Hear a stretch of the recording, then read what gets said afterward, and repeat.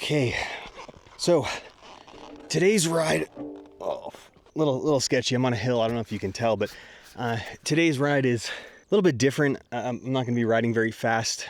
The plan really is to be out where I'm at and push my limits, challenge myself, and kind of just intentionally put myself in front of intimidating obstacles and overcome them, ideally.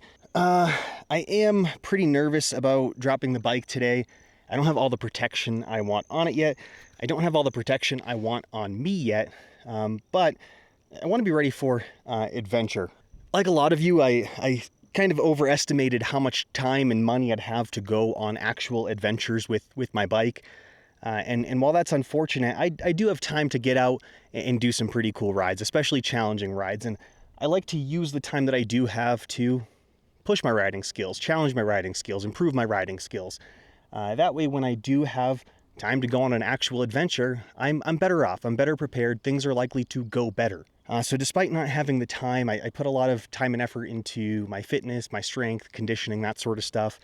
And then the opportunities I do have to take the bike out, I like to push my limits and just get better. And I do notice that when I end up in circumstances on rides that I didn't expect to be in, bad ones, turbulent situations, big, chunky, loose stuff, I'm able to overcome it. And I think it's because I have the confidence in knowing that I've overcome stuff like that before. Today it's going to be a challenging ride. I wanted to get out to this location last year, and by the time I did, it was kind of iced over at the entrance, so it wasn't a good idea to take the bike out. That being said, I am glad that I've had time to work on my riding skills, improve my riding skills, and just get a little bit better, as well as put on more capable tires on the bike. I'm running the Motoz Tractionator Adventure in the back and the Motoz Tractionator Dual Venture in the front, and they are a lot better than the Aprilia Scorpion Rally STRs I had on here when it comes to difficult off-road stuff. I know for sure there are some really big, chunky, rocky, sandy, dusty features out here, and while I can bypass them and take easier lines by, I'm planning to just walk them, plan my line up them, and hopefully make it up them without dropping the bike. That being said, I'm not going to hold you any longer before I start riding. I'm going to let some traffic go by, and then I'm going to ride myself.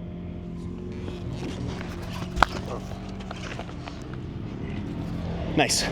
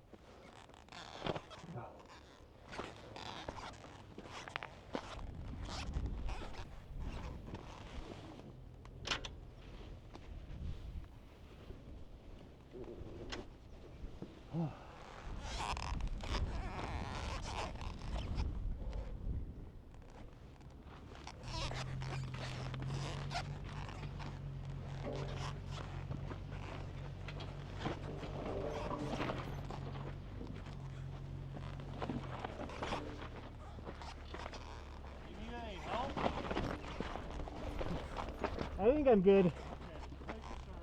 Thank you, sir.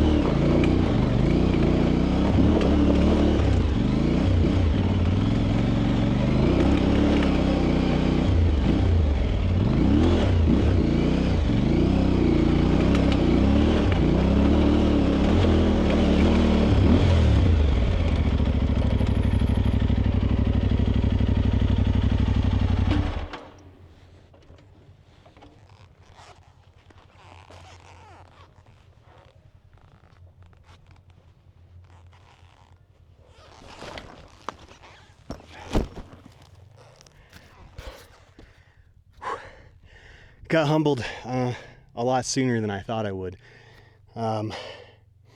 It probably would have been easiest to just drop the bike there. I have spent what feels like all of my energy reserves already, and I'm not that far in. I don't know. I mean, adventure never goes how you expect it's going to go.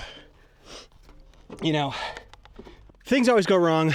Nothing ever goes to plan, and while you're out on your adventure, it sucks. At the end of it, it's what you look back on and appreciate. So I'm trying to remember that. I knew this would be one of my tougher rides coming out here. As you could see, when I got in that position where I was stuck, I was going to go the easy way. I changed course without momentum, trying to get momentum in a spot where I never would, to go up a bunch of loose terrain. I believe it was a Norden and a KTM that I got angles passing by there, and they took the smart person route, and I'm out here alone taking the stupid routes because I've become obsessed with pushing myself on this giant motorcycle, or giant dirt bike. It's a pretty small motorcycle. But yeah, I am already at a point where I need to recuperate some energy, which is not a good sign. I am thinking that as a result of that, I might just have this be a first-person riding video, and maybe I'll stop here and there and chat, but I don't know that I should be taking the stupid routes out here alone. If I have momentum and there's some appealing, big, chunky stuff to hit, great. But I will say, the major thing I wanted to accomplish coming out here was hitting that gatekeeper obstacle at the beginning of the ride.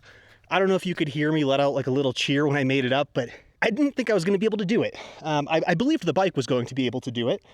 I didn't believe I was going to be able to do it, being commander-in-chief of this machine. So I'm grateful for that, and no matter what happens today, it's a victory. Don't get me wrong, if I drop the bike and break a lever, maybe it wasn't a great day. If I puncture my exhaust, if I break a body part, obviously not much of a win, but the big thing I wanted to accomplish today was hitting that gatekeeper obstacle in the beginning and just making it up in one go. And maybe it was stupid to do it. I didn't even walk it. I sat at the base of that obstacle for a good minute or so just looking at it, because my plan was to get a third-person angle of that and just capture, you know, a different perspective so you can see how hard the suspension on this bike is working. So you can see how large the hits are and how big those impacts are. But hopefully the video does it a little bit of justice. Again, there's a ton of traffic out here today. I don't know what I'm up against. I haven't ever been out here, but I'm gonna go ahead and take a breather, drink some water, and continue the ride.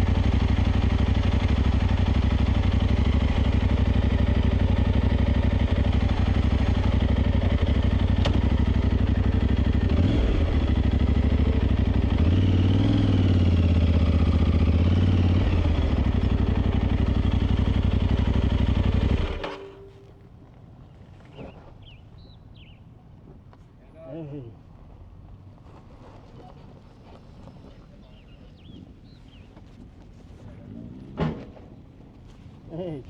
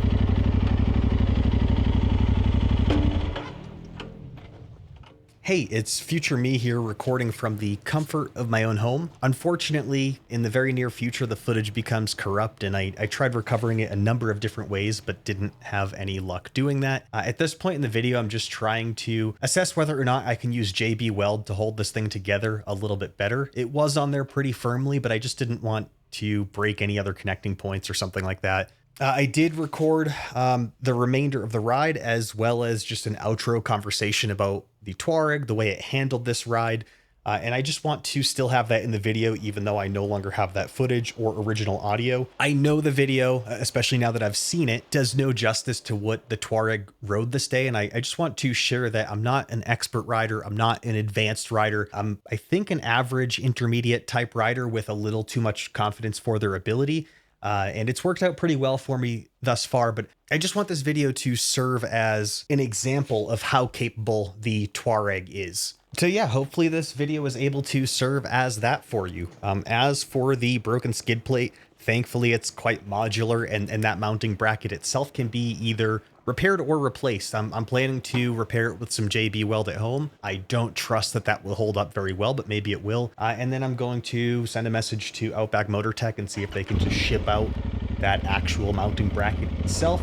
And I am thinking and hoping there's a strong possibility that there's no problem with that and it will be pretty quick. But yeah, thank you a ton for watching the video. Sorry the second half is corrupt. Definitely look out for whatever it is I end up doing next on this channel.